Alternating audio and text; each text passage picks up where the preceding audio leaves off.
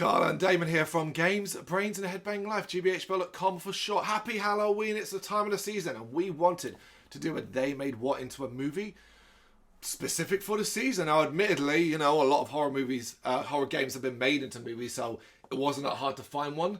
But, you know, we wanted to step away from the Resident Evil franchise that we've been doing alongside this to something that was different. Yep. Even though it's often seen as a sister or brother to the Resident Evil franchise. You've seen the title, it is Silent Hill, the 2006 psychological horror film directed by Christopher Gaines and written by Roger Avery, Gaines himself, and Nicholas Buchreif. 3 writers, that always worries me. And that actually makes a lot of sense when you watch the movie, because they've done the best they can to try and tell a coherent story that has enough links to the game, but it is still a fucking mess at times. Yeah, definitely. Like, and even now, I think I get most of it. But it still shouldn't take this much work at all. Obviously, it's an adaptation of the 1999 video game Silent Hill by Konami. Fuck Konami, let's all say it together. And it stars Radha Mitchell, Sean Bean, Laurie Holden, Deborah Kara Unger, Kim Coates, Tanya Allen, Alice Kriege, and Jodelle Ferland. Let's talk about the cast overall before we get into it. Sean Bean. What did you think? Did you enjoy them? Do you think there was a predominantly good acting? I think the cast is actually quite well. I mean, Sean Bean surprised me the most, okay, because he's a massive actor. Yeah. And this is I wouldn't really say that you'd expect someone like Sean Bean to be in such a low key film, I'd say, possibly. You know, you talk about some of the films he's done, and then it's like sticking Bruce Willis in this sort of film. Whoa! You are massively overstating Sean Bean's box office appeal there. I'm not going to run him down and say he is. To me, this is perfectly fine considering the amount of movies he's done. But you do not forget, this movie not only came with a ton of hype, but it came with a ton of PR. This was hyped. This was put out there. This was a big movie. Yeah, it is. But I mean, for someone of Sean Bean's caliber, I wouldn't think he would accept this. Yeah. I disagree. I think it would have been. I've seen Sean Bean in lots of films, and to me, this seems like one of his biggest roles compared to some of the other stuff. However, I'm going to say this now. He's wasted in this movie. His character is, while fine, his character is there for one reason and one reason only, to try and connect the dots and tell us the story. Yeah. I find that to be quite frustrating. Across the board, though, the rest of the cast I think are excellent. Aside from this one small issue, and it goes to Jodelle Ferland, who plays Sharon, the little girl. She is brilliant as Alessa. When she's being evil and a little bit spooky. When she's being nice as Sharon, I think she's really bad. And it's a bit like, I don't want to run her down because she's clearly a very talented actor. Oh yeah, definitely. Yeah. Because of the different roles she has to play. But yeah, there's some scenes early on in the movie where I went, oh, that's awkward. Yeah, I mean, obviously she's a child, obviously she's a kid. But I mean, it must have been difficult for her, I think, to play 2 different good and bad. Well, she does the bad so good. Yeah, she does, yeah. She does. Yeah, that's the thing. She does it so good. There's a scene later on in the movie where it's quite twisted. I just thought it was brilliant. Like, wow, it's so good. Like, that shit's the bomb. But the main star is really Radha Mitchell. And I enjoy her. I think she's quite watchable. Yeah. Okay, so development of Silent Hill began in the early 2000s. After attempting to gain the film rights to Silent Hill for 5 years, Gaines sent a video interview to Konami explaining his plans for adapting Silent Hill and how important the games are to him. Konami awarded him the film rights as a result, and they began working on the script in 2004. Now, that almost makes you want to believe that Konami cared about the franchise, and were like, we don't just want to give it, we've seen other people fuck it up, we don't want our film fucked up. I don't believe that for a second. I believe they more went, we hate Silent Hill. We're not letting anybody fucking make anything from it. We don't want them to do it. And basically, after getting that video message, we're like, oh, this guy won't stop bothering us. Yeah. You know what? Give it to him. He'll fuck it up, and then they'll stop asking us for more games. Yes, because we all know Konami hate their own franchises. Yep, clearly. Absolutely. Avery used Centralia, Pennsylvania as inspiration for the town. You know this place. You've read about it? Yep. Obviously, it's basically considered the real Silent Hill, although it's simply a place that's mostly abandoned because of real-life coal fires. I mean, you read up about that town, and it is creepy, it's horrible, and it's just like, wow, like, you can sort of see how that inspired so many things. It really did. The concept of the film is based on the idea of a city that exists in 4 different variations, presented in the metaphysical, mystical, and temporal aspects. I included that bit because when I read it, I went, it's fucking nonsense. Yeah. Like, how are you going to express that in the film? It's not possible. No wonder why it's so confusing at fucking times. Interesting though, most of the monsters encountered in the film were played by professional dancers. Only a few of them were created on the basis of computer graphics. Yes. Didn't know that. The film theatrically grossed over 100 million worldwide and over 22 million from DVD sales. This was a very successful film, but received generally negative reviews from critics and had a sequel called Silent Hill Revelation on October 26, 2012. So quite a lot time later, and I've seen that sequel, and I think that sequel is bollocks. Bollocks, you know?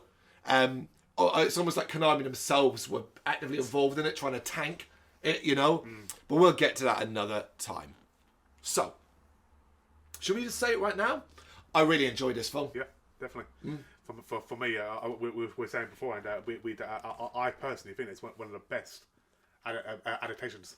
I agree. I think it does so much true to the original game and some touches towards the second. I think they cleverly sprinkle it with lots of references that are fun and interesting and stuff like that. Yep. And it starts off because instantly it starts with the music you recognise from the first game, and you're like, okay, over the production credits, you're like, okay, but it's like, is that it? Is that you're like, there's Silent Hill nod. Yeah. No, thankfully this film has a lot more. We literally dive straight in. Now I will tell you right now, the first 10 to 15 minutes of this film, slow down. Whoa! It's particularly when you see it's got a 2 hour and 5 minute runtime. I think they come in too hot. As we see a woman and a man searching for their daughter late at night, as it appears she may have sleepwalked out of the house. The woman, this is Rose, played by Radha Mitchell, finds her daughter Sharon, which is Jodelle Ferland, standing over the edge of a cliff some distance away, and she appears to be in some sort of trance. We then see from her perspective as the drop takes on, that you look into the drop and it takes on like a fiery, hellish look. And if you look really quickly for a split second, you see a face. You see that? Nope. No, you didn't. Nope, I didn't say No, split second at the bottom is a face. I'm It's obviously a lesser. Yeah, I'm going to pause that then.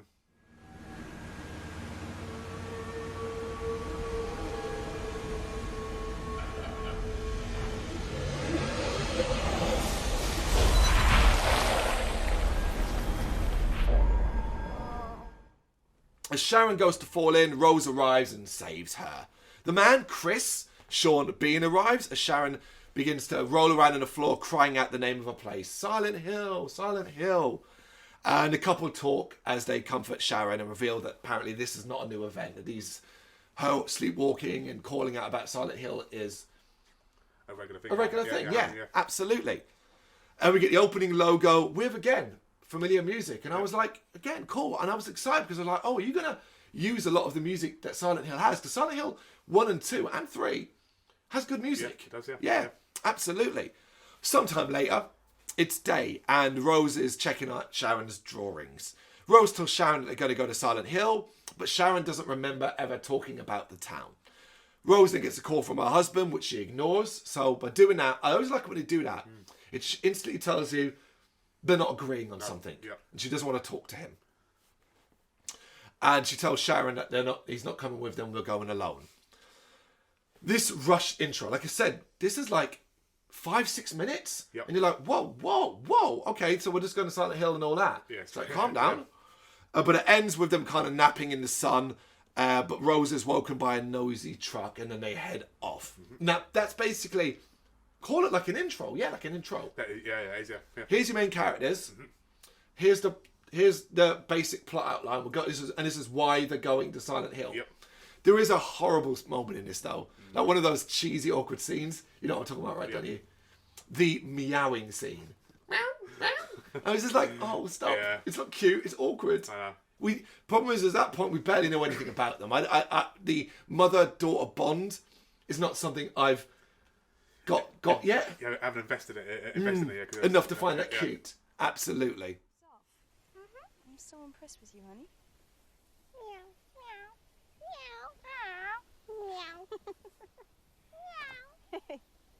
Hey.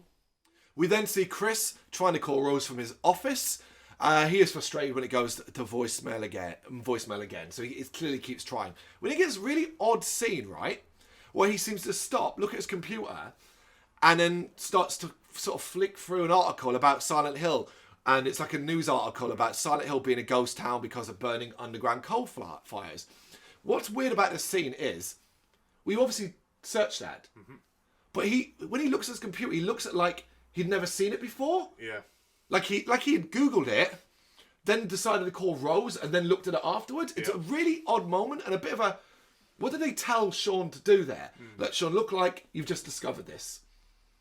Why was it on his computer then? I know. We're not House on Haunting Hill this, where the ghost... Itself, yeah. No, absolutely not. On the road, Rose and Sharon make their way, but stop for gas. A cop pulls up on a bike.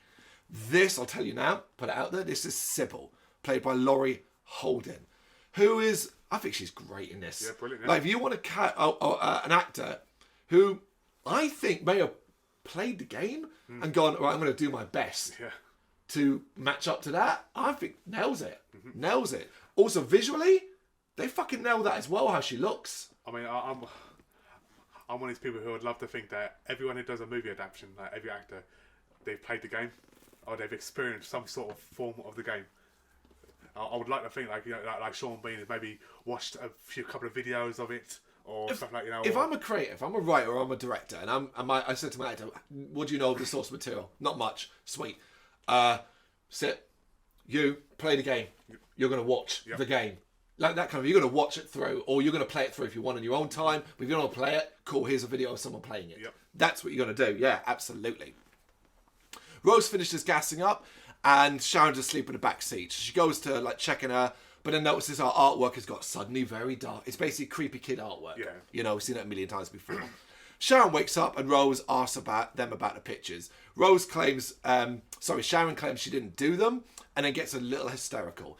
You know, at the start where I said some of her non-evil acting is bad? Here.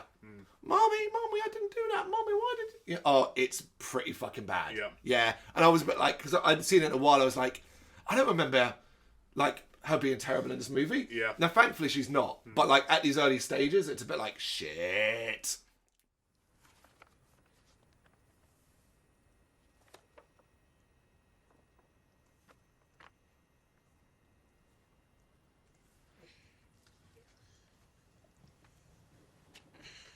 Honey, you awake? Long drive. Can I ask you something, sweetie? Mm-hmm. Why'd you change your pictures? I didn't. Mommy? You can't remember. No. I don't like that, Mommy. Baby, you can't remember doing Who did this. that? Hey, baby, it's okay. Mommy, who did that? It's okay, honey. Mommy's here. This is seen by Sybil, who approaches the car as Rose goes inside to pay. Rose asks the clerk about Silent Hill and how to get there, and you get that whole similar thing from 80s horror. Oh, you don't want to go up there, you know, don't go up to that pet cemetery, you know, and stuff like that. But, you know, clerk basically tells her the road doesn't go there anymore. Which is interesting, because the road totally does go there anymore, you know? Her card is declined as Sybil tries to talk to Sharon outside. I did like that scene. Yeah. Where she's like, she says something to her and she's like, I'm not supposed to talk to strangers. And Sybil just smiles and says, yeah, good girl. Yeah. I like that. And then she actually walks away from it there. Rose pays with cash and then answers the phone as Chris calls again. She's angry with him for basically cutting off the cards. So I get his thinking, I want to stop you doing this by cutting off the card. I don't agree with it because it's like, well, what if she needs money? Yeah, sort of also like that their relationship ain't exactly a happy one for me. Do you get that? Yeah, because I mean, what kind of husband or whatever would go? Do you know what? With my daughter, I'm gonna cut off the cards. You can't buy her food. You can't buy her a drink. You know. See, I disagree. I think they come across as a happy couple. And you see that a lot throughout the film when they certain connections they have and stuff like that. I think the problem with Sharon has divided them. And he does not want to do what she wants to do. And he thinks it's a rash decision. Well, yeah, it is. But he also probably knew she had cash on her. She was able to pay for the gas. So yeah, they have an argument about it. He tells her, look, Sharon needs medical help and basically not a random trip to a town. I get his thinking, but if my child was calling out a town name that existed, like it existed, but she'd never been there, I'd want to, I don't know, man. I might want to go check that town out. You want to go check it out, but you think like, that's a bit weird, a bit freaky, yeah. What they probably should have done was go, right, listen, you stay with her, take care of her. I'm going to go to the town, check it out, exactly, see what's going on there, and then we'll go from there. Yeah. That's perhaps rather than taking her there. Rose insists that she is going, and then in this conversation drops in that Sharon was adopted. So there's that. And apparently from somewhere in West Virginia, which is where Silent Hill apparently resides. Chris points out that it's a ghost town. Rose then hangs up. Rose and Sybil briefly interact before driving off. It's dark and isolated as Rose continues her journey, and the music, the car radio music, is sung from Silent Hill 2. Big up. We get these lovely shots of quite high distance to show the deserted highway, how dark it is, but also then to show that Sybil has followed and signals for her to pull over. Rose does, but when Sybil approaches, Rose sees a sign for Silent Hill, so speeds off. Now, initially I was a bit puzzled about this. I'm like, well, you didn't do anything wrong. I don't know about you, but I got the whole Sybil's concerned about the safety of the child, Of course. kind of thing. But then I suppose from Rose's point of view, she's probably thinking Chris has involved the police. Yep. And then the police officer's going to stop her. Again, yeah, that's what I got too. You know, I mean, Yeah. the cop keeps questioning her, keeps following her, and now she's following her again. So that's what I got too. Yeah. 100% agree. Yep. She's going too fast, smashes through a gate that was there to stop people going into the town. So while the road does lead there, they did at least put up a gate over a bridge to stop people going to the town. And she's scaring Sharon, obviously, because she's speeding. From a distance, we then see Sybil is catching up fast because Sybil's on a motorcycle. Of course. And Rose is driving her fucking SUV. So yeah, bike's going to get you. But then the radio in the car comes on suddenly, playing really loud, static. And I was like, what a clever way to bring that into it. Yeah, definitely. Which causes Sharon to start freaking out and screaming. Rose tries to turn it off. We then see a young girl walk out into the road, causing them to swerve and crash. Blackout. And listen, if you're a fan of the game, and maybe you were lost in the first 5 or 10 minutes, I feel like this segment has brought you right back in. Yeah, I mean, obviously, the beginning opening scene, they have to. Every film's got to do it. They've got to explain, because if you've never played the game before, which you're crazy if you haven't, but if you've just let you go, oh, no, what's this film here I put on? You're like, what the hell's going on? Yep. So it needs to explain it. But obviously, from after that 5 minutes to now, that it literally, if you played the games, it's perfect. Yeah. It literally explains from turning the game on to literally everything's nailed on. Yeah, it knocks all of it out of the park, but also introduces like other characters as well, brings Sybil into it. And really, here's the thing about Sybil's role in this film. How do you bring her into it? It's fucking brilliant. Yeah. Like, it's one of those where I've got nothing, I can't pick it apart. I'm like, yeah, okay, particularly as later on, Sybil will tell a reason as to why she was concerned about Rose. And it adds even more like, yeah, absolutely. Well, I mean, they bring her in like you'd expect a normal police officer to do if you saw a child being distressed in a car. Yeah. So that's normal. So Yeah. it's perfect. Yeah. It's all great stuff.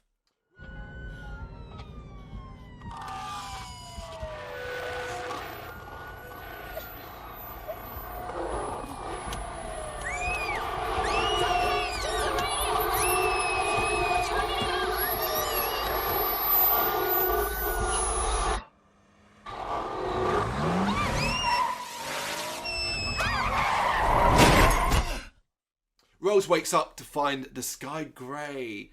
Mist is everywhere, and ash falling from the sky like snow. Sharon is nowhere to be found. She gets out and starts to look for her, following the road and not finding her. And it's here she notices that snow, like so that it looks like snow when she touches it, and it's ash falling from the sky, which I thought was fascinating because in the original game, was that what it was? Do you think they meant that? I always thought it was mist and snow. Yeah. That's what I always thought, because obviously playing on the PS1. But if it is Ash, then I mean, Ash makes more sense to me. Yeah, it's a cool look as well. She continues on, finding herself at a sign that welcomes her to Silent Hill. So we're at the town.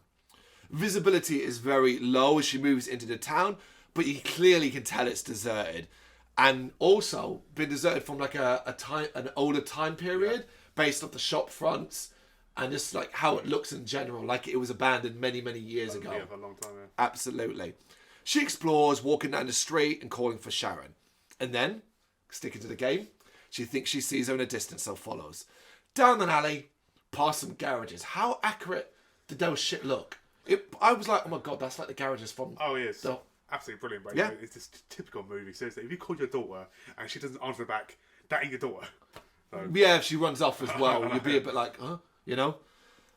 But she ends up finding a staircase that leads into the darkness. A little unsure, things get worse. As she's walking down, the siren begins and the sky darkens. And it is so fucking exciting. You're like, right, this is what we're here for. Yep. Let's see how you do the most important aspect of Silent Hill.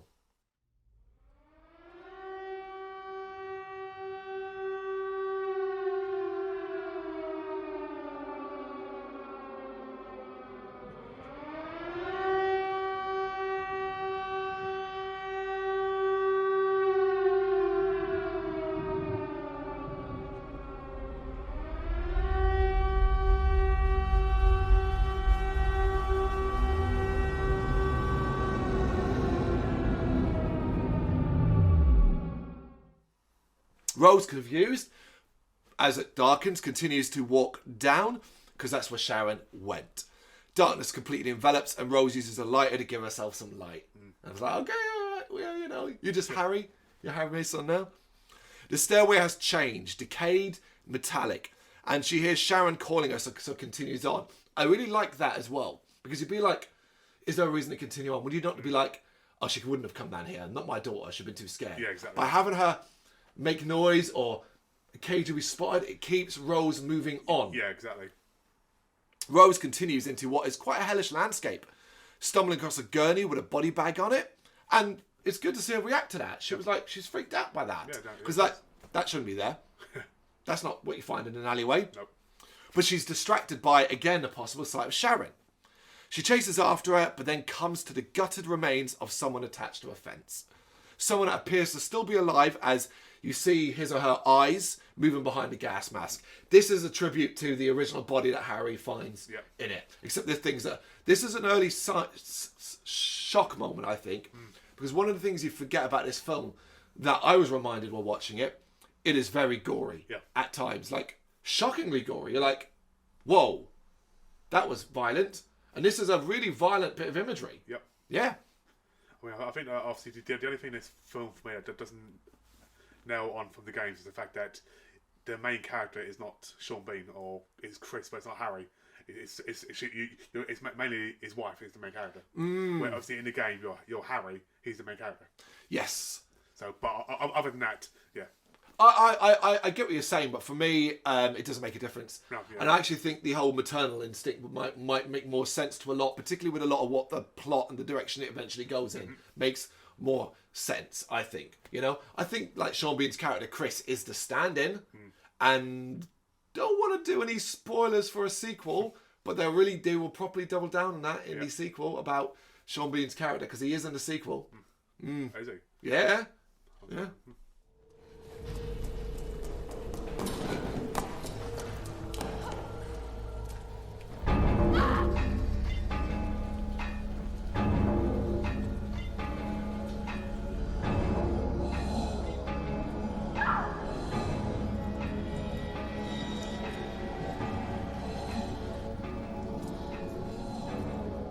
So if you've played the game, you know what happens next, right?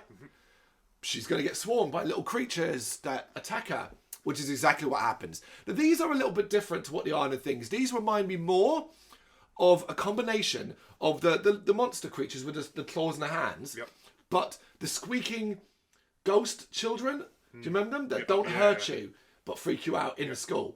It's a combination of them. They are CG. Don't love it, but I like the fact that there's so many of them, because you get a cool shot of a wider scale as they're all trying to get at her. And I thought, they don't look like they're dangerous. They look like they're trying to swarm her. And I thought about this. Is it because they're children? And she's a mum. And you've got that whole... Because they're obviously burning from the fires. I got that. Now I thought that was a more terrifying thing. That they're not trying to hurt her. They just want the maternal love that she has for her daughter. Could be, yeah. Because I mean, I remember them hurting me in the game though. Yeah, absolutely. No, I mean, I see what you mean about the little squeaking babies in the school when they're in the school and they're running around everywhere. Yeah. Because they are swarming her. Yeah. As she eventually like breaks into they chase into a building where she falls and ends up hitting her head.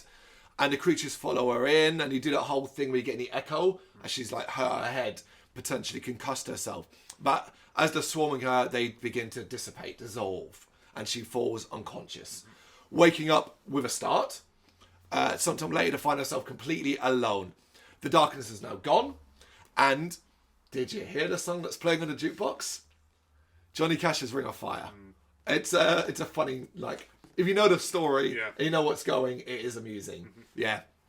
Rose is very confused, obviously, and looks around to find herself in a bowling alley. She goes outside to find herself near some backyards in Silent Hill still. And now with more urgency, she runs down Main Street again, desperately looking for Sharon. She is stopped when she comes to an exit road that no longer exists. Because this film also threw in the destroyed nothing, the voids of the roads. Where's your map with the big X in it? Basically, yeah. The entire road's been ripped up, and the fall, it looks like a void, an endless void, which is kind of what it is, really. Yeah.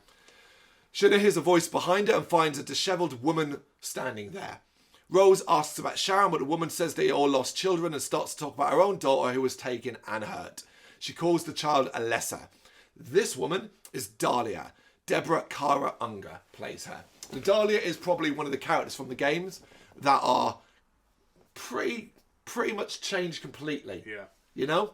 She has an important role, but like here she's more of an innocent rather than a villain as she is in the game. Yeah, definitely. Yeah.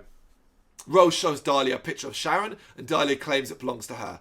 In a struggle, Rose pushes her down before runs off, heading back to the car.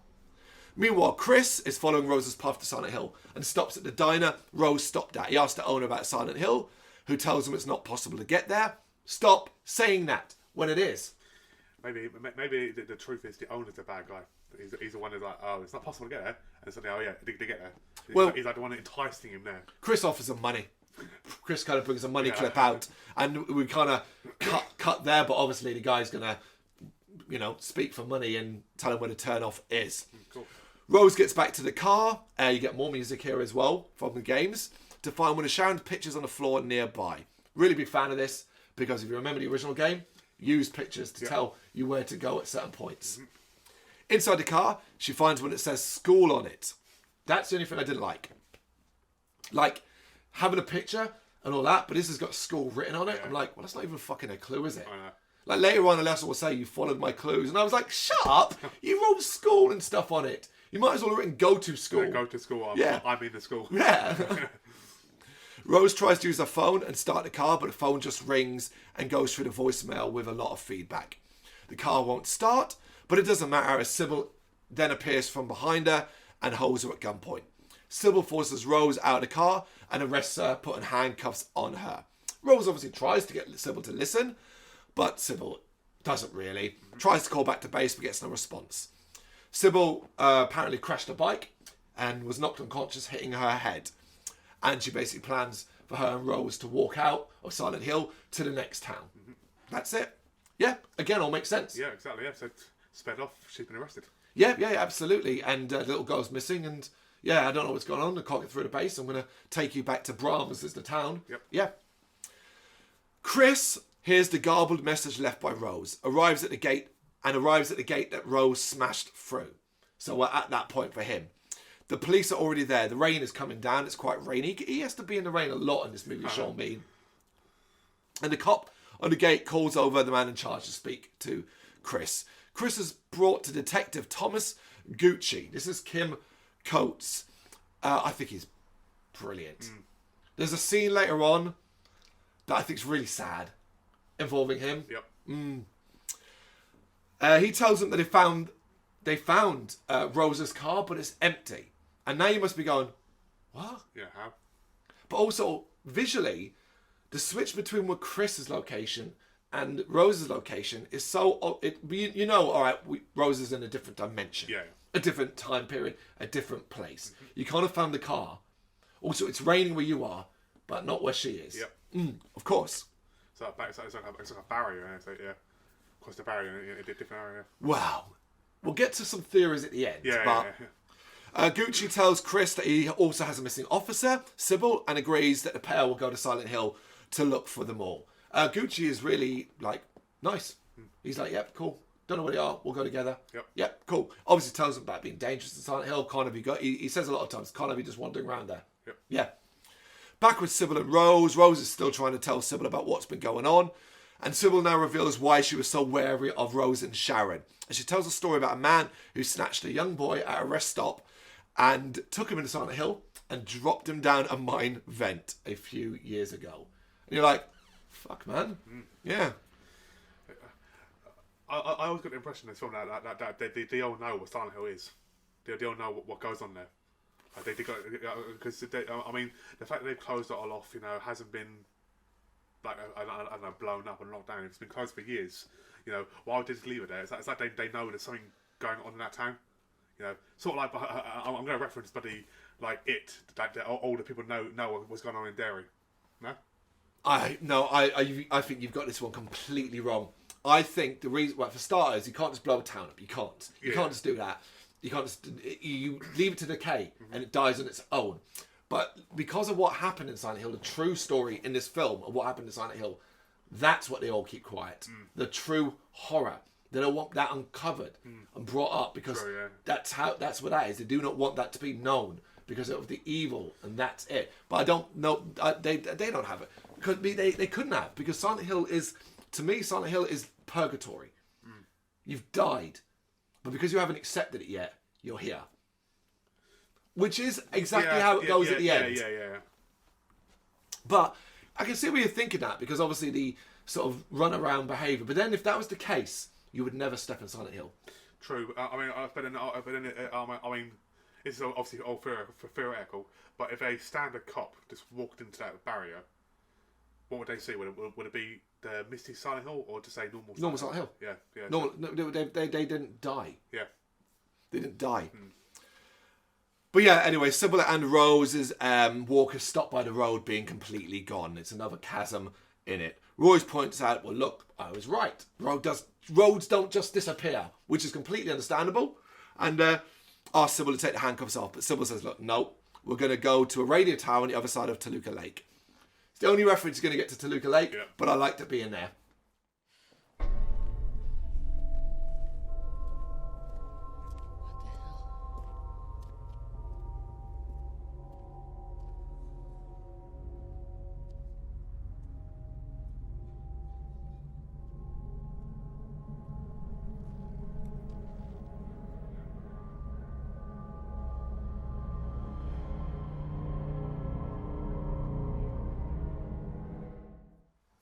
As they walk off, they see someone or something moving amongst some like wrecked cars and things like that. And then Rose's phone and Sybil's radio starts to give off loads of static. The thing edges forward and reveals itself to be some sort of armless, faceless skin monster that drips and spits acid from a hole in its chest. Which game is this one from? 2, I think, yeah. Silent Hill 2. Yep. Sybil gets some acid on her helmet, but is unhurt and rips it off and then shoots the monster dead. Rose uses this opportunity to fucking leg it. Good girl. Yep. Sybil then removes her smoking jacket. Not a smoking jacket. Yeah. A jacket is smoking because I had some acid on it. It's a leather jacket, not a smoke. As if she's fucking got a robe on. But by taking it off, she reveals the full-on look from the game. The blue police shirt, the blonde hair. She looks the part. And she looks around to see up the top even more monsters of these monsters are approaching. We then cut to Rose, who's running through Silent Hill, handcuffed behind her back. She does something that I would never have considered. She stops, sits down, and brings her arms underneath her bottom over her legs, so her arms are now in front. Yep. I was like, oh yeah, that makes much more sense. So much easier to move. That's bad. Not easy. Not easy, no, it's not easy. No. Of course it is, but, you know, still, it's smart. Yeah. Yeah. Okay. The fact that she stopped to do that, I really liked. She then starts checking the stops on the bus, goes to a bus stop. Again, I was like, fuck, that's really clever. To look at the stops to find her way to the school. Did you see the road names? They were all from the game. Yeah, I wasn't paying attention to that, but I mean, I agree with the cleverness of the fact that she's trying to work out where it is, yeah. Yeah, following the bus stop, seeing what the next stop is. But you see like Barkerman Road and things like that. And I was like, oh, they're all the ones from the game. Yep. Yay, good stuff. Rose then arrives at the school and goes inside to find it deserted. Instantly, she kind of get a thing where the school appears to have some sort of religious connotations, but not traditional religion. Yep. You know, there's these symbols about and stuff like that.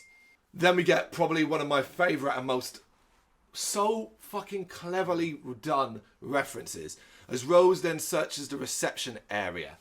The detail here, first the camera angle, it's the desk and there's an open book in it, which is a book that gives you a fucking clue in the game. I was like, my God, dude, like, you're doing detail that you don't have to do. Yeah. You don't have to do that, and I'm still so fucking impressed. She finds a bunch of keys and searches the drawers, coming across a heavy-duty torch. Admittedly, I was a bit like, why not a pocket one? Like, you've gone into so much detail, why not use a pocket one? Or one that clips on? You know, like, you've gone into that much detail. Exactly, yeah. But truth be told, I thought about it afterwards and was like, no, you're not going to find that in a school. You're going to find a heavy janitor torch. That's what you're going to find. Yeah, definitely. Meanwhile, Chris and Detective Gucci are driving through Silent Hill calling out for Rose. It's deserted, but not in the way Rose's version is. Like, it looks like an abandoned town. This is still an officer of the law, and I will take you to safety. Why didn't you let me do that? 90% of the time, Chris, when a wife takes a run, she takes a daughter to a place like this. I'd say she's damn mad at her husband. You know? Yep.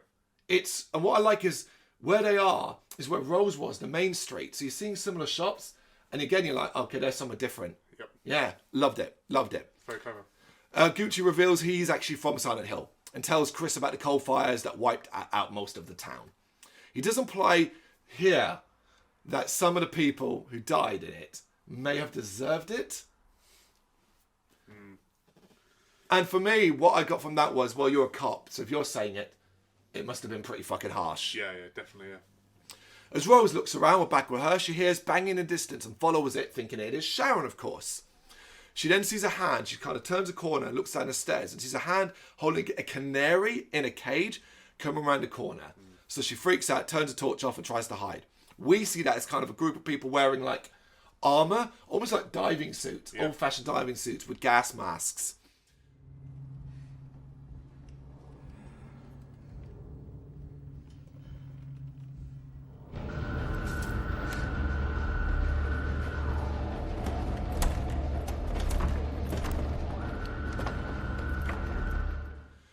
Similar to the gutted guy at the start of the movie. Rose legs it through the school, eventually coming to a stop in a classroom. As she goes to leave, she notices one of the desks has fresh, childlike handprints on it. She opens it up and finds a book with the name Alessa Gillespie on it. We then get like a flashback of kids throwing books and paper at a girl screaming, "Burn the witch." Okay.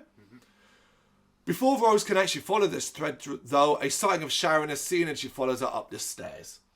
Now, let's stop here for a second. The table, it's a game thing as well. That table obviously exists in the game too. Oh, follow down behind us. Stupid thing. Hand up. The only thing I would say is, like, presumably at this point, Rose knows that's not Sharon. Yeah. Because was Sharon chain clothes? Because this girl's wearing blue. Like purple? Well, like purple more than anything else. I always wondered why they didn't do blue. Because blue would have then at least tied into Cheryl. Because Cheryl wore blue in the game. Yeah. I mean, maybe it didn't stand out. Maybe in the darkness it didn't stand out that much. I don't know. Possible. Yeah, maybe. Yeah, you're right. I mean, I said the bit with the cop and Chris. In the car. Because obviously you're saying at the start about this, whether it's snow or ash, it's talking about the fires, the coal fires. The dad explained the ash. Yep. Yeah. Rose is following this girl into a bathroom and then hears crying from a stall. Oh, you sneaky fucking film, you. She checks them one by one, leading to one that appears to have the crying coming from it, but inside is a twisted body. contorted and wrapped in barbed wire. A brief flash reveals like he's got like a thing that said his name was Colin. This. I'm going to tell you who it is because it's important. This is Roberto Campanella. So this isn't CGI. This is a guy, and basically he's twisted so his legs are coming up to the back of his head. His mouth is sort of thrown open, but right around his face. It's very Hellraiser. Yeah. Yeah. Rose is obviously shocked, and presumably he stinks. But it subsides, and then she sees that there's been a dare written on the wall and kind of pointing down to his mouth. She's going to have to put her hand and fish something out of his mouth. She gets something blue. You don't really see what it is. It's like half a symbol that's blue. But as she goes to leave, she gets spotted by the group who were searching the school. She opens the door, and they see her because they're inside the corridor. She manages to lock them out, but they start to kick the door down. Now, I thought this was interesting. She starts to ask for help while clutching the picture, which is the picture around the neck of her daughter. And I don't know, afterwards, I was like, oh, is that like... Because obviously Alessa wants her to find Yeah, of course. her. Was this Alessa, like, answering the call? She needs help? Well, I mean, what else could it be?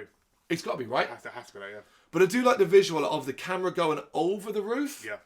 From Rose to the men, Yeah. and then you see one of the canaries going crazy in the cage. So the canaries it's the canary like the coal mine thing. Yeah, yeah. That's all it is. Yeah. And the men stop what they're doing and run off because what starts? The sirens. Yeah. So obviously the darkness is coming.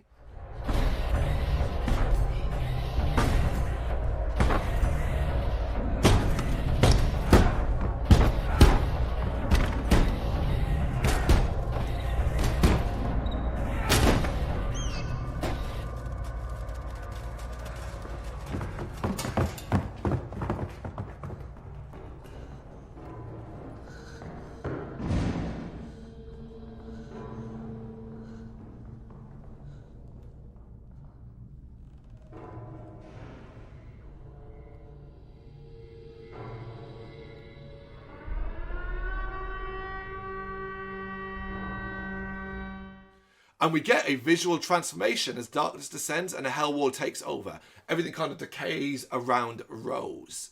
What do you think of this look? I think it's really good. Yeah? I think graphically and visually, it's really good. I don't. Really? I don't. I would have preferred the slow descent of darkness, the sound effects, and then when she lights something, the COO and turns the torch on, you just see it It's there, as it is. Yeah. Like that kind of thing, rather than visibly seeing it. But it still looks cool. But what looks also or even cooler is this brings Colin back to life, and he drags his body out. His touch on the wall seems to send like an infection through it and creates these pulsating sacs. And him dragging his body and the noises he makes, that's enough for Rose. Yeah. She legs it back through the school. You get like a final shot of like Colin almost roaring in pain, and you see those sacs explode with insects coming out of it. That's really a good bit of horror. Yeah, definitely. But it's very gruesome. Yeah, because his twisted body, that's it. You're looking at a human being who's been twisted. That's very fucked up. Yeah. Yeah. Yeah, just a bit, yeah.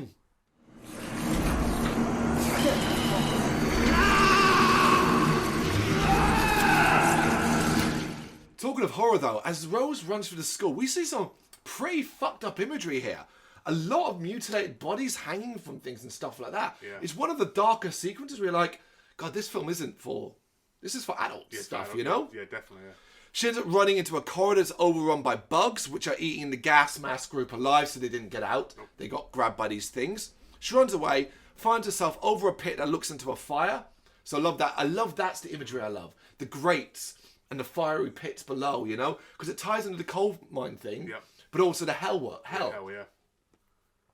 She tries to smash her way through a grate, but just before she falls through it, she looks over her and she sees a young, very deathly pale girl drawing on a table. That brief flash of does look like Sharon. Yeah. Yeah. But she falls through this and, seemingly gets knocked out. Because then we jump to Chris and Gucci, who are on foot in the school. Looks like an abandoned school. Mm-hmm. So yeah, again, we're tying that up. Rose wakes up to find herself in a big room, and then he comes. You know? You hear the scraping as Off to the side, just that away from her, Pyramid walks in. Guess who plays him? Roberto Campanella. The same one playing Colin is also Pyramid Head. Cool.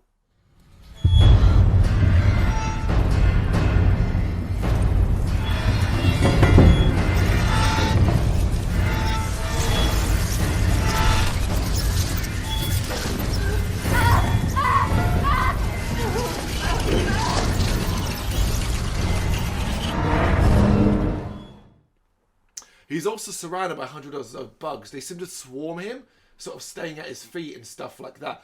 I thought it was a good touch. Yeah, yeah. I thought it was a cool touch to add sort of a leader thing going on. But let's talk about the look of Pyramid Head. I like it. Yeah? Yeah, I do. Yeah. I mean, I'm going to do something going to have. I always reference the creature from Resident Evil to Pyramid Head. What creature? In the one who smashes down the gate with the big hammer. Oh, right. Yeah, okay. There's always a similar features, but obviously Resident Evil done terribly. They from me, they've done that a lot better in this film. I think this is the Pyramid Head people recognise more now. Yes. Because obviously Pyramid Head never appeared in Silent Hill 1. They appeared in Silent Hill 2, but they were thinner, more human-like. Whereas this dude is beefcake. Yeah. You know? Yeah. Like muscly, ripped, that kind of thing. And I think that, you see a lot of cosplay. It tends to be this Pyramid Head rather than, me Pyramid Head. Yeah. Rose sees it, gets up and does what all normal people do, which is, I'm out of here, bro. Leg it, yeah. Now, we do a lot of jumping back and forth between Rose and Chris here. Rose gets up starting to run. Chris arrives in the same area, and we see what that area actually is. It's outside, in a playground. That visual jump and jarring thing was like, oh, fuck, man. Yeah, I mean, a lot of films or TV series they do it badly where they jump here, jump. I mean, we did it with Conquest. Yeah. Jumping backwards and forwards, and it didn't make no sense. But this here, they've got it nailed on. It's perfect. They've got it nailed on because the jumps are perfect. Because what the idea is to try and show you is that in the dimensions, they pass each other. Yeah. They pass each other because Chris senses her. Like he stops and's like, and he tells Gucci that he felt her and like he smelt her perfume. Gucci worries though that the coal fire fumes are affecting him. He grabs his face, checks his eyes for dilation, and he's like, look, we're leaving. Rose!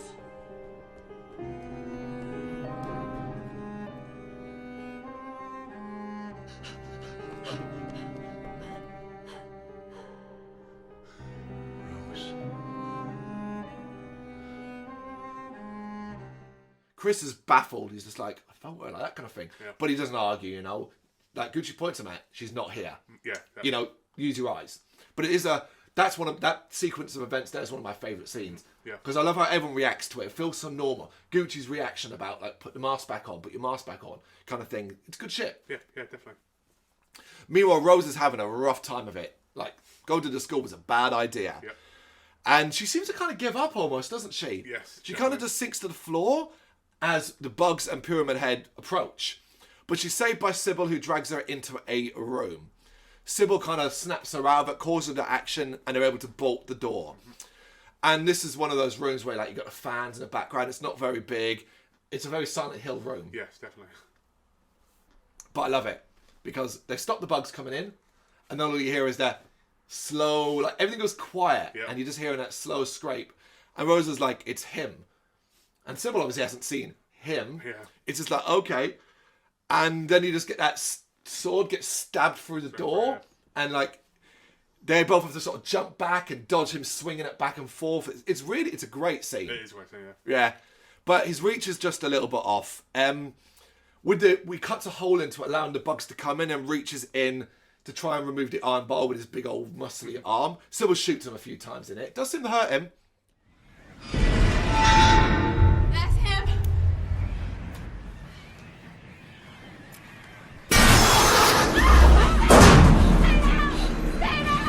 Jesus Christ!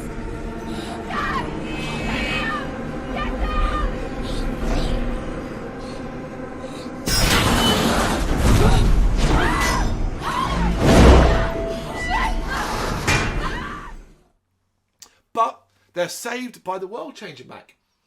Now again, like people could say, you could argue that, well, isn't that nice and convenient? Yeah. That's what the game did. Yeah, exactly. It changed. It was a time thing almost to a certain degree. Yeah, I mean, I never got what like, I always felt like is it night time or is it like every hour or is it like a certain I don't know. I think this film does a good job of explaining Yeah. it through the prayer in the church, and that the darkness just can't take complete hold. Yeah. So as it spreads outside, those in the church, with their faith, are able to banish it after a certain period of time. I loved how Pyramid Head, when it happens, stops what he's doing and sort of just... It almost like he knows, all right, time's up. That's me done for Yeah, That's like- me done for the day. Yeah, basically, or until next time. Yeah. Absolutely. Safe for now, Sybil rightfully freaks out. I like her reaction here, what the Yes. fuck's going on, that kind of thing, Yeah, you know? funny, yeah. Rose now takes control and shows Sybil that she took a hotel room key from Colin's mouth. Meanwhile, Detective Gucci has driven Chris out of town and tells him not to come back. He tells them they'll find Rose and Sharon, but Chris suggests that Gucci isn't telling him all the truth. Don't know how he gets to that conclusion. Well, I mean, considering the cop's already gone above and beyond and brought you into town, when it's just a look, I'm the cop, you're a civilian, I'm going to do the investigation. Yeah, we'll find them. If they're out there, we'll find them. Yeah, exactly. There's nothing else you can do here. Chris then, on his drive back, rings the county records to try and, I laughed, tries to get access to the police records of Silent Hill. I was shocked when she went, no, you can't have that. And he goes, but wait, listen, it's important. Oh, well, if it's important, Yeah, you can have it, there's yeah. the police records. Strange man. know. Fucking hell, Chris. It's ridiculous. It is ridiculous. Rose and Sybil arrive at a hotel, but hear someone calling from inside. They find a woman throwing stones at Dahlia. This is Anna, played by Tanya Allen. She calls Dahlia a sinner, and she reveals she came for food and that there are more people. She calls their leader Christabella and says they take refuge in the church. Well, there's a lot of information dropped here. Anna's here to move the plot along a little bit. Rose tries to ask Anna about Sharon, but she just talks about fate. Yeah, she talks in all that cryptic religious speech. Before Rose steals one of her knives. I did like, well, when as I steal, she literally goes, I'm taking this. I did like, yeah, you go, you know? The symbol of their faith is then revealed, and it's the one we've seen in the school and about everything. Sybil then finds another drawing in the slot for the room where the key fits, so it's almost quite puzzle-like. Yeah. Where, okay, where does this go? Let's go find the key slot for it. There's a picture in it. Oh, we've got to go find room 111. Now, I didn't have time to think or look. Do you know, was that reference to anything in the game? I don't know if there's a reference, but I like the fact that they did that, you know. This is why I cast as one of the best adaptions, where things like Resident Evil, there was no puzzles, it was just... You just get the key. Yeah, You'd have got the key, and that would have been it. Well, this one is actually attempting to try and do little puzzles, you know. Yep. Well, it is almost, isn't it? You've got to find two parts of the key, or the room number, two parts of the room number, which leads you to where the key would be, and then you find the picture that has the information on it. Yeah, absolutely.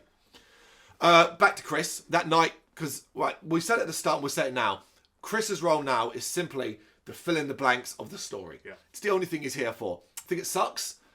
Sean Bean does the best he can with it, but mostly it's not. You know exactly what it's there for. And Chris breaks into the records building. He finds most of the Silent Hill files have been damaged by fire, so that's an early hint. Because you'd be like, why are they damaged by fire? You know, what were they in the coal mines? But he finds an investigation into Alessa Gillespie, and through that he finds a picture that when he looks at could be a twin of his own daughter. So we're getting dots are being connected. He then plans to go to the orphanage where they got Sharon from. So that's his next part in the movie. Yeah.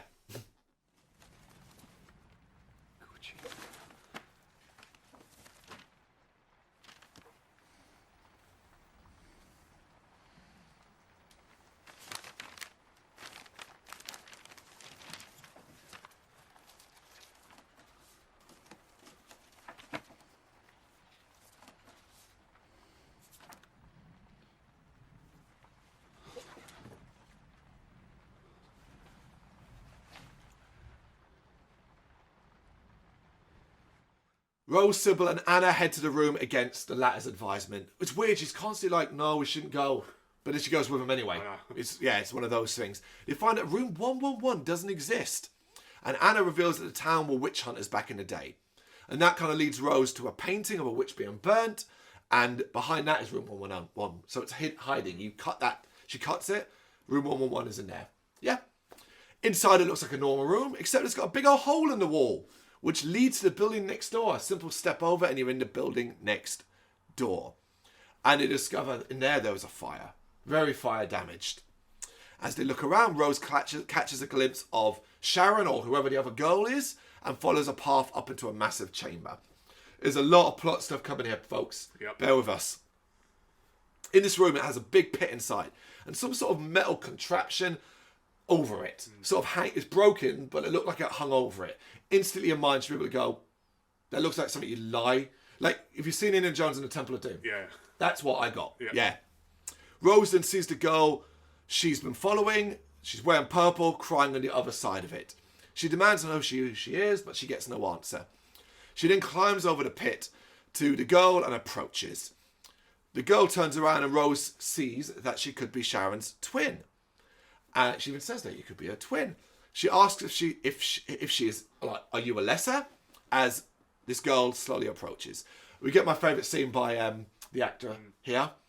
As she basically opens her arms and then just in a most sinister way goes, look at me. And her arms burst into flame and she goes, I'm burning. And it's like, what the fuck? Great acting. Great acting, and it's very, very... I mean... It's creepy. Yeah, you won't let your children watch this film, because it is quite scary, yeah. Well, there's other reasons later on. But it is creepy. But it's uncomfortable. And the CGI fire Yeah. looks brilliant. Does, yeah. You know? Yeah, absolutely. Where's my Sharon? Look at me. I'm burning. Was it a hallucination? No. Rose is now alone as Sybil and Anna arrive. Rose gets back over and tells Sybil what she saw. Anna says we don't say Alessa's name. So drawing it into that even more.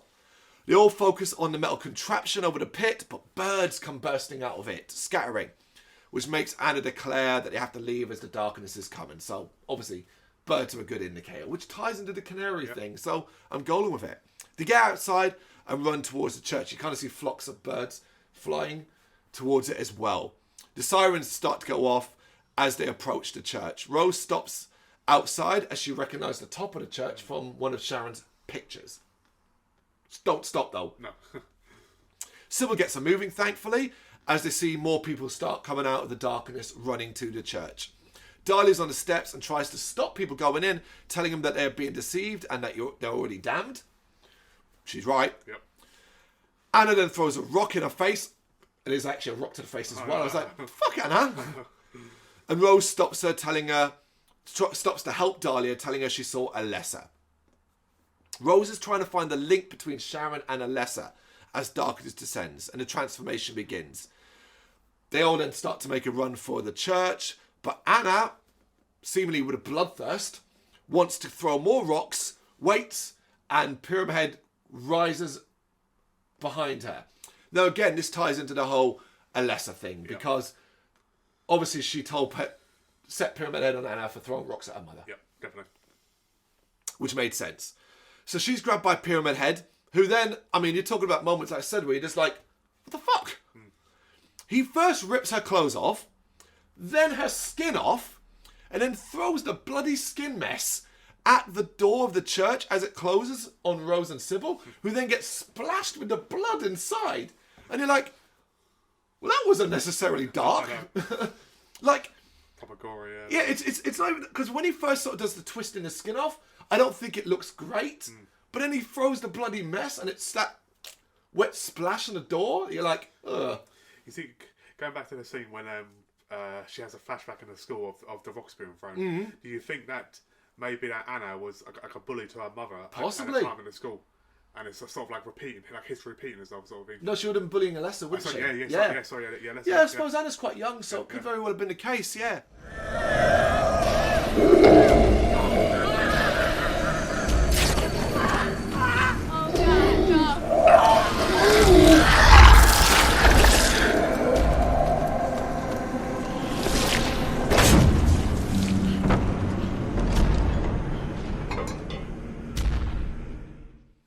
Inside, the people, who all look like they're from the 16th century, and with witch stuff as well, they might as well be, accuse Rose and Sybil of being witches who cost Anna her life. They go to attack, but Sybil draws a gun, shoots it in the air, and they're like, ooh, fire, gun. Yep. Christabella then appears. This is Alice Creed. Alice Creed has been in loads of movies, but do you kind of like remember her for any one specific thing? I didn't even recognise the guns. Do you ever see Sleepwalkers? No. Yeah, the Stephen King film, not a book. He wrote the screenplay, but it's got like these mother and son who turn into cat monsters. It sounds familiar. Yeah, she's the mother in that. Christabella arrives, tells them like the church is a sanctuary. Anna's mother begs Christabella to punish them for what they did to Anna, but Christabella says it was Anna's own fault. The group gather and pray as Rose and Sybil kind of just look on. It's obviously not a normal church. The big mural of a witch burning, and even the prayer they're speaking isn't a Christian prayer. But at the end of the prayer, the darkness subsides. You kind of see light come in. So clearly it has some sort of effect. Effect, yeah. Meanwhile, Chris arrives at the orphanage and meets with Sister Margaret. He asks about Sharon and wants to know who left her outside the orphanage. The sister refuses to tell him, so Chris gets a bit handsy with a nun, which is a terrible idea. Well, yeah. Well, it's a terrible idea, full stop. But like, not she's a nun, Chris. I know, exactly. Detective Gucci arrives though and handcuffs Chris before telling what happened. Gucci basically tracked him. Yeah. Not hard to do. Silent Hill had a cult, and the girl in the picture was burned for being a witch. The picture he took from the file 30 years ago. Gucci tells him, look, that's it, and Chris has a choice. Either go to jail or go home. Gucci then takes off his gloves to reveal that he has scar tissue on his hands, both of them. And he then talks about different types of justice and insists Chris go home. So this is, what do you make of this kind of scene? You talked about them hiding stuff before. This is clearly, he's revealing stuff, but he's not telling the full story. So, I mean, justice, so it's hands too, like, so it's a scarring. So either he was involved in the burning, or he's talking about different kind of justice. Either he was punished for something. Because, you know, I know back in the days you used to, like, pin your hands and stuff like that. So maybe he was punished, or he was a part of the witch trials or whatever. Is that what you thought? Okay. Yeah. Okay. Obviously, with knowing what the actual story, it's hard to kind of reflect on what it was. But obviously, scar tissue, I was like, well, okay, that's fire. And you put your hands on something. You put your hands on something for that to be both hands. You put your hands on something. What I got from the different types of justice was he was talking religious. If a cult burned a little girl, he's talking about religious justice, e.g. God. Ah, yeah. So, smoked them. Or maybe his hands burned because he tried to save him. Tried to save the girl. Yeah. He's a cop, you know, so he might have... Yeah, we would see that later on. But yeah, you know, I like the scene between them. He gives Chris just enough, and he's kind of, I'm giving you a choice. I'll put you in jail, or, you know, I can leave you sitting there for a couple of days, or you just go home. You know, it's fair, right? Yeah. It's gonna be, city boy.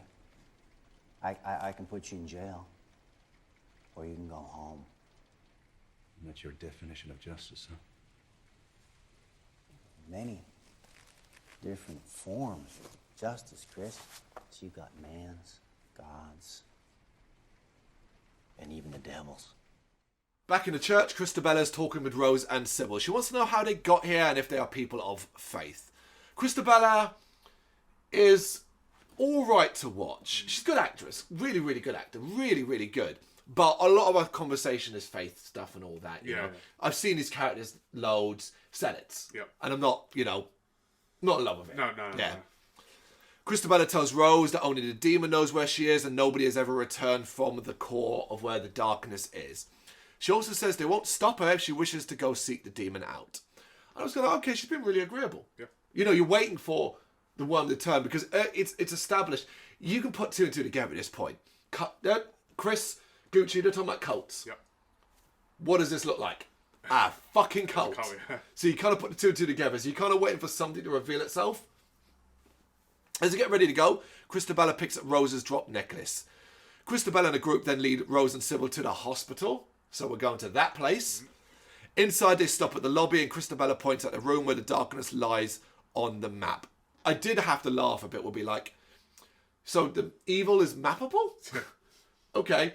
But I realise she knows this because that's where Alessa was in the room when she was burnt. Yeah. Rose has to go down. So Christabella says goodbye as Rose attempts to memorise the map. How good was the map? Yeah. The map it's a Silent Hill map. Yeah, exactly. Perfect. The yeah. doors, the numbers, it's very, very good. The lift is pried open. Rose is given a heavy-duty torch, but told it draws them to the light. And you're a bit like, them? Okay, all right. Yeah. Christabella tells her the lift will work if the demon wants it to. So if the demon wants you to come down, the lift will let you come down. Yep. She goes to give Rose her necklace back. And I love this scene. Because at first it comes across really nice as Christabella's, look, like she was planning to keep it. And she says, look, I'm sorry. We've been scavengers for so long. This does belong to you. She almost admires the mother instinct of Rose to do this. Yeah, definitely. But as she goes to give it to her, it flicks open by accident. And even then, it swings round. So she then clearly sees the picture in it. Loved it. Yeah. Loved it. She then sees the picture, which obviously Sharon looks like a lesser. Christabella sees it and accuses Rose of being a witch because of the resemblance. We've lived too long as scavengers. I believe this is yours.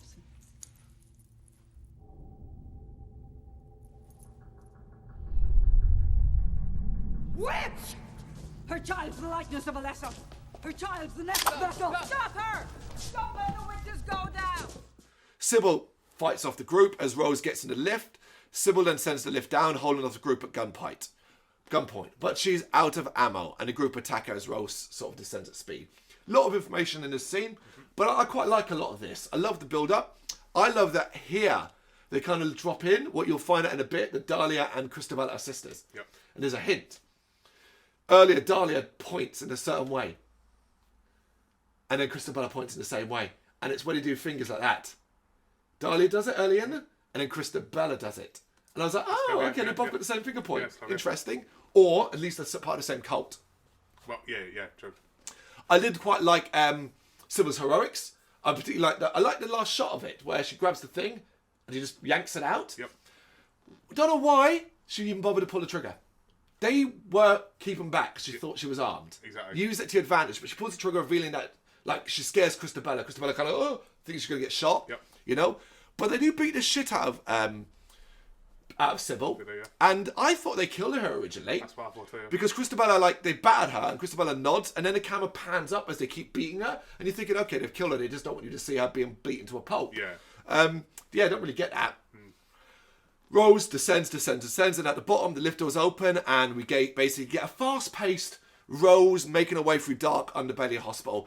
I didn't love this. I thought they'd use the hospital in a more visually impressive way. That's what I was hoping too. I mean, the way they're done with the school area, I would have liked to sort of similar scenes with the hospital. Maybe a little quicker because we are reaching the apex of the movie, but it's mostly dark. Yeah. You don't see much. And she's making good progress until she turns a corner and finds her route blocked by nurses. So of course this was the iconic jerkiness. Yep. They react to light, and it is cool. It is cool. It's a lot of dancers, and that, slow moving. Like the first time when they all sort of turn to attention is good, and the stamping of the heels. But it's the noise as well. Yeah, They're noise. sort of whimpering. Yeah. That's what it sounds like, whimpering. I really like it. Yeah.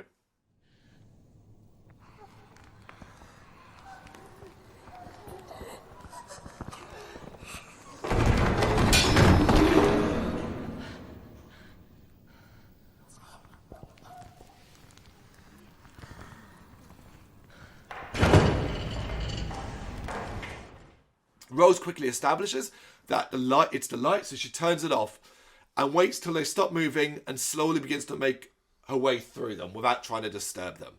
She does end up disturbing them though, and they kind of begin to slash away wildly, actually damaging and killing each other. Like one gets her throat slashed and stuff like that. Rose gets through and then turns the light on facing towards the nurses and then legs it towards a lit room at the end of the hallway. She runs in. Inside, she's blinded by a bright light and finds herself congratulated by Alessa, who promises her the truth. So at this point in the movie now. Yep. So we're going to do the truth.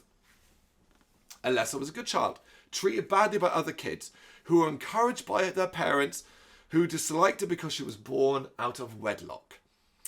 Alyssa didn't have a father, and that made her a creature of sin. The film then implies one of the darkest moments of it is running and upset, Alyssa goes to the bathroom where Colin the janitor is. And the film, in a very brief scene, implies he abused her or raped her. The fuck? Nice. Yep. Under immense pressure from her sister, Christabella, Dahlia agreed to have her daughter's sins be purified and her innocence be restored. The cult meet at the hotel in the room we saw earlier, room 111. Dahlia was then sent away by Christabella, who took Alyssa inside. It's here that Dahlia realizes she's made a terrible mistake. Too late now.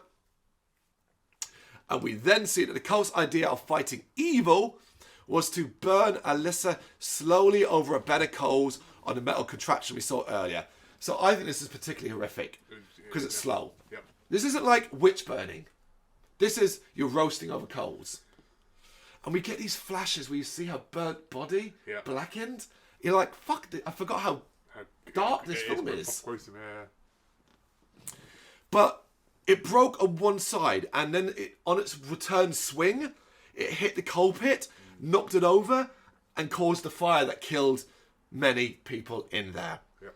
Sometime later, the police arrived, led by a younger Gucci, and with Dahlia in tow. She collapsed because on that thing, Alyssa is still alive. Gucci, panicking and wanting to save the child, went to remove her restraints with his bare hands, causing the scar tissue. Yep. And the shot of him carrying this burnt child in his arms with his face, to me, told you more about why he doesn't want to talk about silent. Why do we want to drag up this evil story? Nothing can change it. Nope. And what it is if that comes out, the media come. And everyone wants to talk about it. And it's spread everywhere. And then people come to visit the evil town. It's like bloody becomes a theme park, tourist place. Yeah. You just want it forgotten about. Yeah. Just this, absolutely. It all makes sense. Now you know why Dahlia is broken. She tried to get help, but she went too late. Get her up, Boris! Get her up now! There were good people in the town. People like you, Rose. People who like to help. But from that, Alyssa's fear and loneliness turned to hate. And this is where the movie starts getting confusing. Fear and loneliness turned to hate. And inside that grew like a fire. It began to transform the world. First, just the flowers in her room. Then a nosy nurse who tried to get a look at her in an isolation tent. This is Lisa Garland, by the way. Emily Linham plays her. But seemingly this hate was so strong, it brought the demon to Alyssa, who promised her revenge. The decay began from there, the demon powered by Alyssa's hate for everyone. Back in the room with Rose, it's a hospital room we now see, and we see a blinded, you see this nurse, it's clearly supposed to be Lisa from the game, and a little bit further along, you'll see that she's been blinded and basically constantly weeps tears of blood. Yep. I liked it. There was no way to include Lisa sensibly, and certainly not the impactful scene from the game because it doesn't match up. No. So this is a nice little hint. Yeah. I mean, they've dropped hints, all the way through. Yeah. But yes, it was a nice little ad.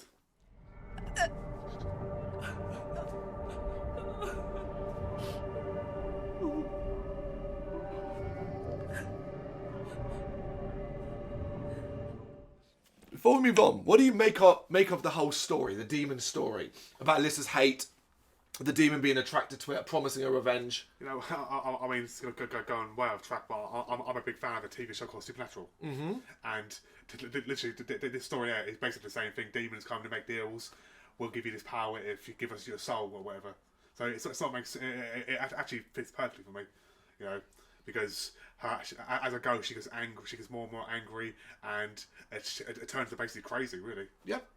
So I think it's perfect. Yeah, because where I think gets confusing is you've got to come to realise that basically, particularly when the Sharon stuff gets introduced, Alyssa's three people.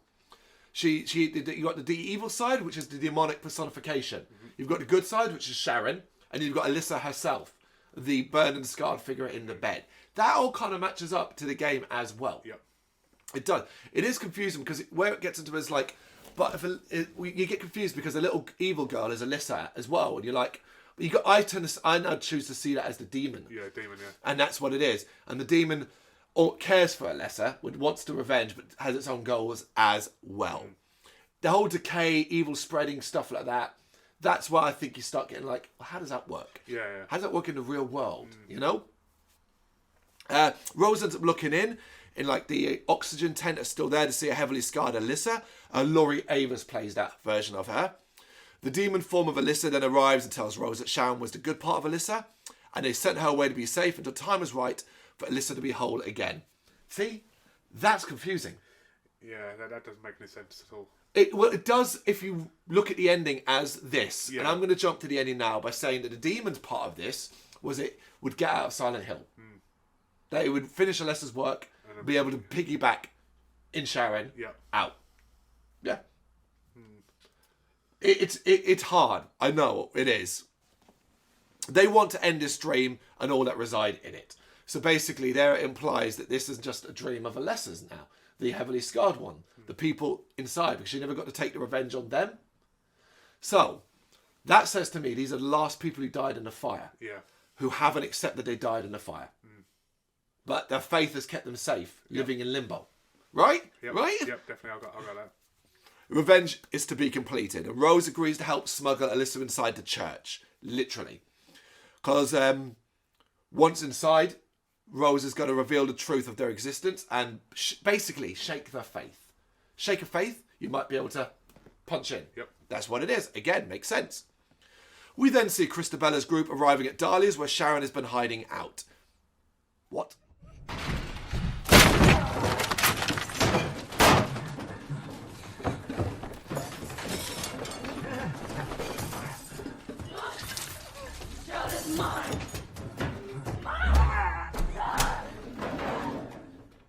So yeah, let's presume that Dahlia's found Sharon, and because she looked like Alyssa, kept her there. Yep. You know?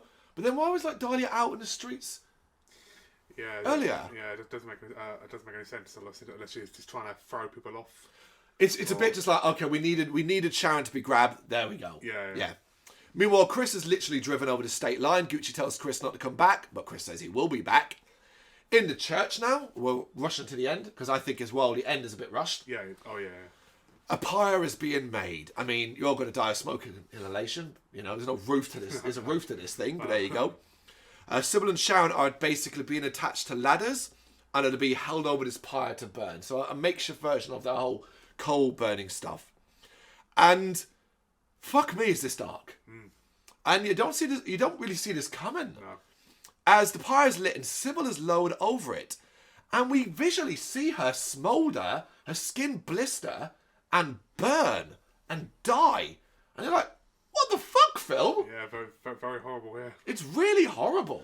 Yeah, for quite a likeable character too in the game, though, it is quite horrible, yeah. Well, when she didn't die in a being, originally I remember thinking, well, of course she's going to survive to the end then. Yeah. You know, her and Rose and Sharon will leave. But they show you it all as well. They don't cut away. Like, it's really dark. It is, isn't it?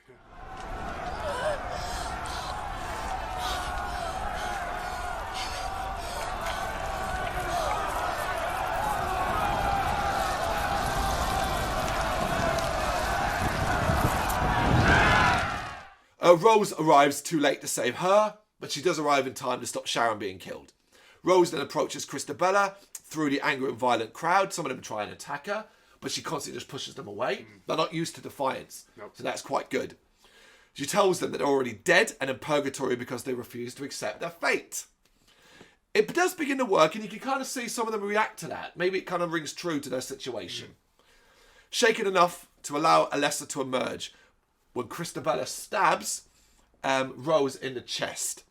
That drop of blood is the start of the corrosion, so the blood drips to the floor and starts to corrode the church and spread throughout it.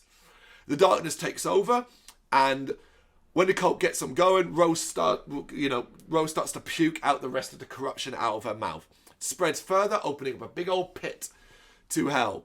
And I do like the shot of like Alessa rising on the bed out of it, the original Alessa.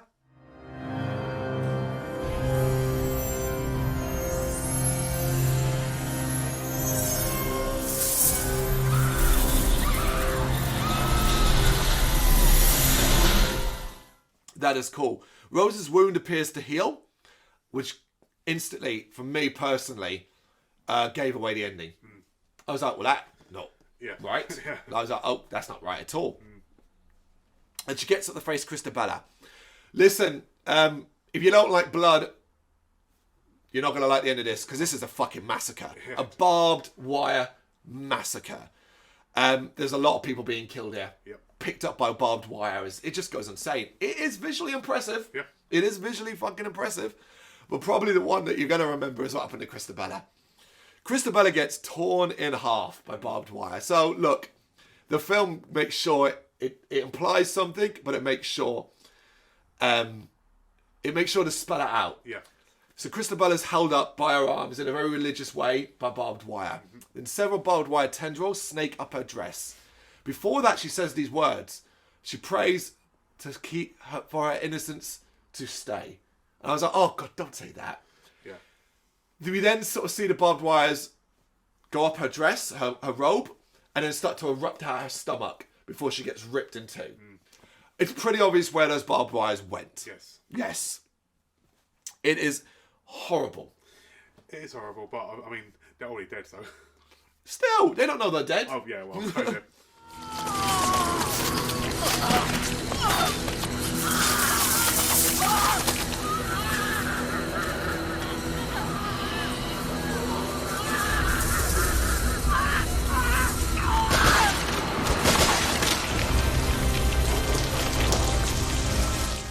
And I do like as well, like during this part as well, like you get the demon crawling out of the hole. Yeah. And you get a shot of Christabella ripped in half, and again the the child actor, dancing in the blood as it drips down on her. It's like, fucking hell, film. That kid's gonna have scars, man. Rose is then helped by Alyssa to rescue Sharon. She goes up the rescue off the ladder, and Alyssa kind of looks over and kills the men that are there. So I thought that was quite interesting. Yeah. But why wouldn't she? Sharon is her. Yeah. Dahlia looks at her daughter for the first time in 30 years and wonders what she's become. We then see that Demon Alyssa climbing the ladder as Sharon and Rose kind of huddle in the corner. Sharon tells them not to look, but Sharon opens her eye, be looking face to face with the demon. And I was like, there we go. Yep. There we go. Shut your eyes. It's just a bad dream. It's just a bad dream.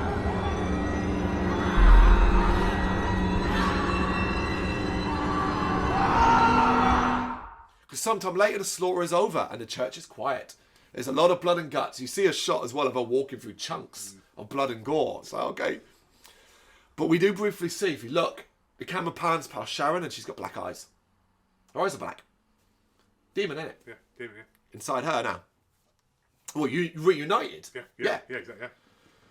On the way out, they pass a weeping Dahlia who wonders why she was spared. And Rose points out, look, you're Alessa's mother. That's why. It's a line that was said earlier in the film. Mother is God in the eyes of a child. Yep. That one.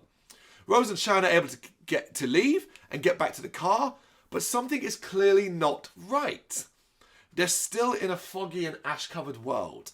Like, you'll be sitting there going, huh? Like, maybe they turn back to normal. Yeah. The car does start, they head home. They pass Sybil's bike and go straight over the pit. Like, they just drive over it and it becomes a normal road. Yep. Meanwhile, at home, Chris gets a call from Rose. On her end, it's fine. But on his end, it's static and noise. So, yeah. Rose drives past places we saw the way in, arrives home, but it's still foggy.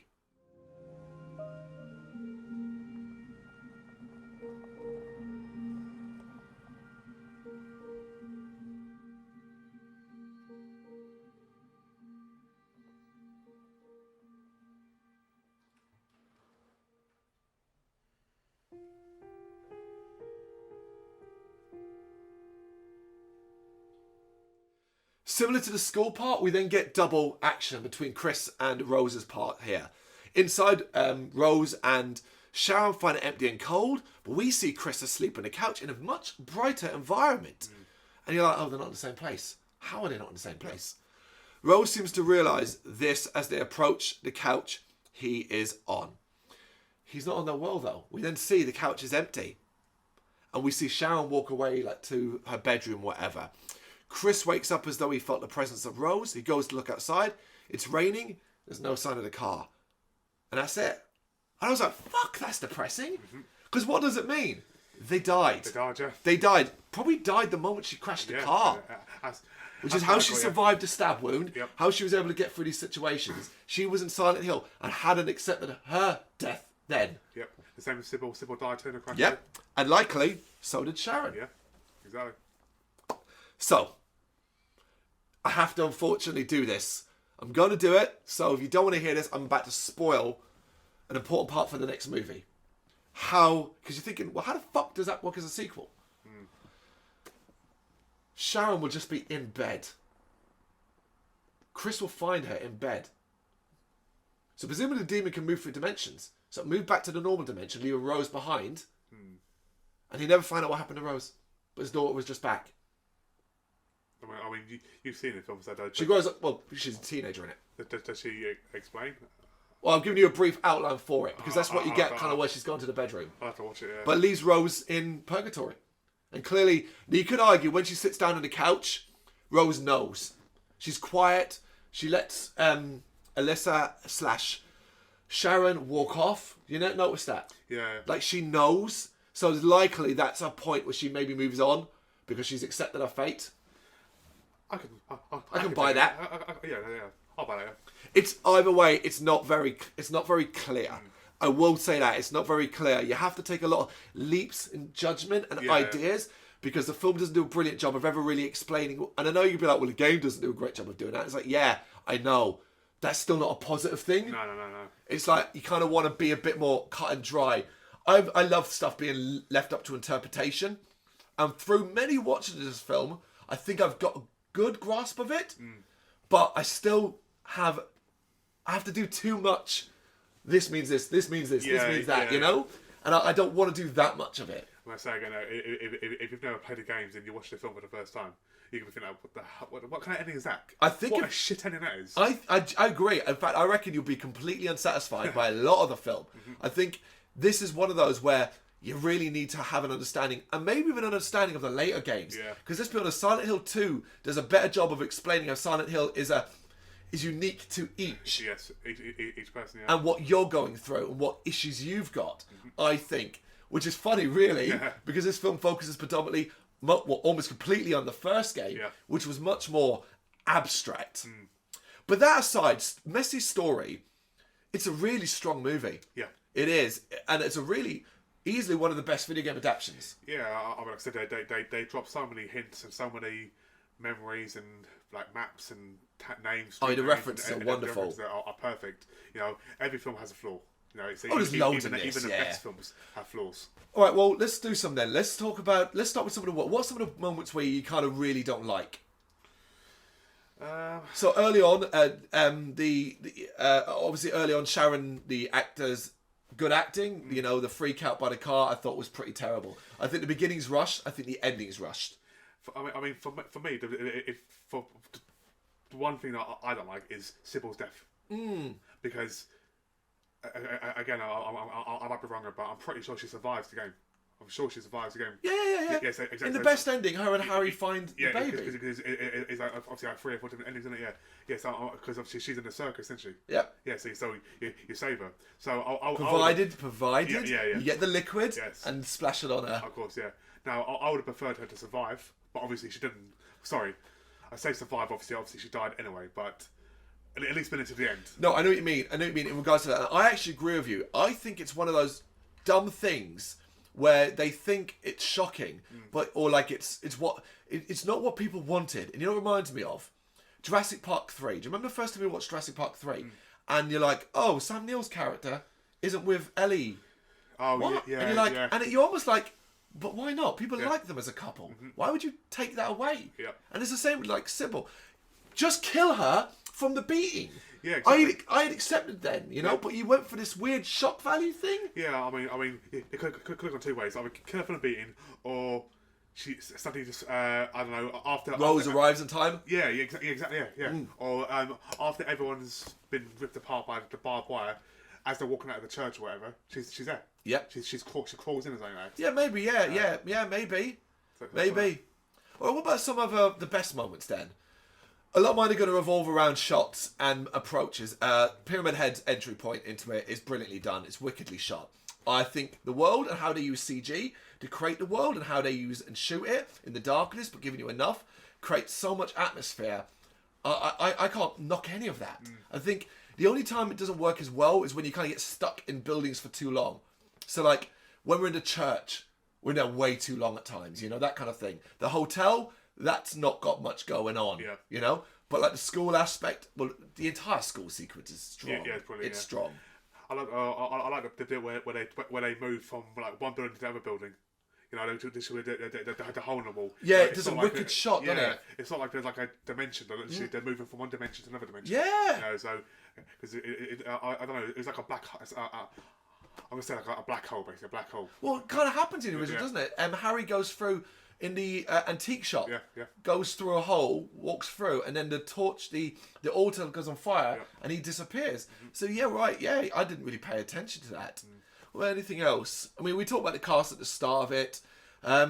It doesn't. Thing is, the joke is, it doesn't sequel bait. It ends, and you're like, okay, that's fine. Yep. Obviously, the game's where the sequel idea comes from. But I think if you're a big fan of the games, you can find a decent amount of satisfaction from this movie. It ain't perfect. Damon's right. It ain't perfect. I think maybe a 6 or 7 out of 10. Yeah, definitely. You know, but its positives outweigh its flaws more than anything else. I mean, casting wise, like obviously Sean Bean, Waste. A complete waste. But then if you notice, majority of his films, he always has small roles. True, yeah, he's rarely the lead. I mean, even things like Game of Thrones, he's in it for one season. Yeah. Lord of the Rings, he's killed in the first film. Yeah, you're right. He's rarely the lead. He's often a good supporting actor. And like I said, my problem with it is just he's only there to move the story along. Exactly. And he does. Yeah. He does. It's perfectly fine. And it's he lives. He doesn't die. Yeah. Does he die in the sequel though? That's what you're going to want to find out. Well, I mean, the fact that I know there's a meme online because I read it, but like Sean Bean's answering questions on Google's, and I know when the question is what film does Sean Bean survive in, and this is one of the films he mentions, but because every other film, I'm pretty sure he dies in it, pretty much every single film. I know this because it's been refuted. Percentage-wise, it was added up at a certain point, and he survives in more than he actually dies. It's become he dies in a lot, but he actually is like something like I think it was something like he survives like 56% of his roles. I know two, which is obviously Silent Hill and the Martian, is it? So. Doesn't he survive in Pixels? Anyway, well, let's get off topic. Yeah. We're getting off topic. That's Silent Hill for you. What do you think of it? Let us know in the comments. Thank you very much for watching. You can check us out on gbhbl.com as well as on Facebook, Instagram, Twitter and Tumblr. Go to Patreon and help us out over there. That's patreon.com/gbhbl as well as Big Cartel where you can find some of our merchandise. We have a podcast running on SoundCloud and Apple Podcasts. And of course, if you like this video, do us a favour, hit the subscribe button and help the channel grow. Games, horror and heavy metal. What else is life for?